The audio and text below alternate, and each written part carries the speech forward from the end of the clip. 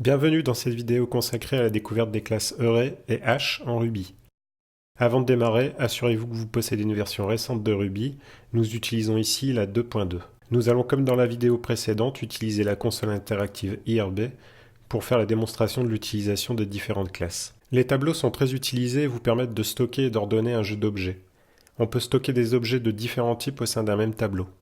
On stocke un tableau dans la variable A. Ce tableau contient un certain nombre d'entiers, ici 2, 5 et 10. On va ensuite ajouter un entier supplémentaire à la fin de ce tableau grâce au double chevron, qui est un sucre syntaxique pour un vrai appel de méthode, la méthode push. On va maintenant ajouter un entier en début de tableau grâce à la méthode unshift, et on va essayer de rappeler l'une de ces valeurs grâce à son index que l'on passe entre crochets. C'est encore une fois un sucre syntaxique pour la méthode at. Nous ajoutons maintenant en fin de tableau deux objets nil qui représentent le néant. Et nous allons compacter le tableau, c'est-à-dire supprimer l'ensemble de ces valeurs nil. On appelle donc pour ce faire la méthode compact. On ajoute maintenant un tableau en fin de tableau, et on va donc se retrouver avec un tableau à deux dimensions. On va maintenant aplatir ce tableau grâce à la méthode flatten. Puis on va rendre les valeurs uniques grâce à la méthode unique. On a donc ici chaîné deux appels de méthode. On ajoute maintenant une chaîne foo en fin de tableau. Et on va chercher à connaître son index grâce à la méthode index. On mélange ensuite le tableau grâce à la méthode shuffle. On va maintenant créer un nouveau tableau qui va contenir les valeurs doublées de chaque valeur du premier tableau.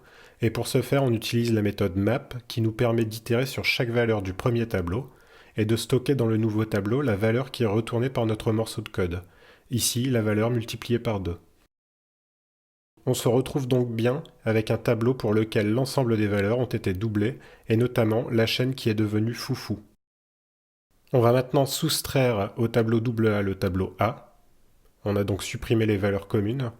On procède ensuite à une jointure entre le tableau AA et le tableau A, grâce au pipe.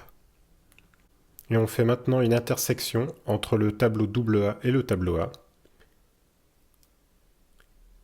ce qui nous retourne uniquement les valeurs communes. On passe maintenant au tableau associatif représenté en Ruby par la classe hash. On va donc stocker dans une variable hash un tableau associatif. On utilise donc une accolade ouvrante, un ensemble de clés-valeurs, puis on refermera avec une accolade fermante.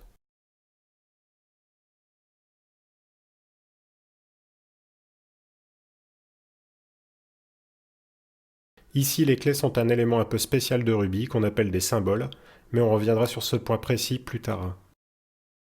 On va ensuite essayer d'afficher la valeur de l'une des clés.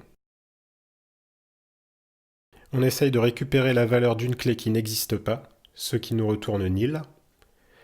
Et on va modifier le comportement de ce hash pour qu'il ait une valeur par défaut sur les clés qui n'existent pas. Ici, la chaîne foo. Si on appelle à nouveau cette clé qui n'existe pas, on a maintenant la valeur par défaut qui nous est retournée. On recherche maintenant une clé qui existe.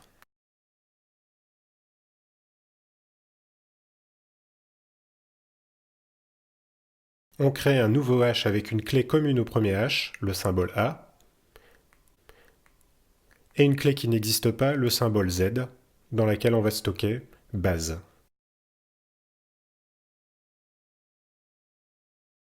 On note que la valeur pour la clé A est différente de la valeur pour la clé A du premier tableau.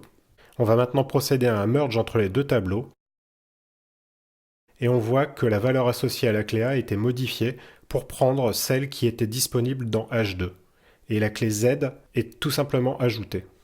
Voilà pour cette présentation rapide des types array et hash que vous utiliserez très souvent.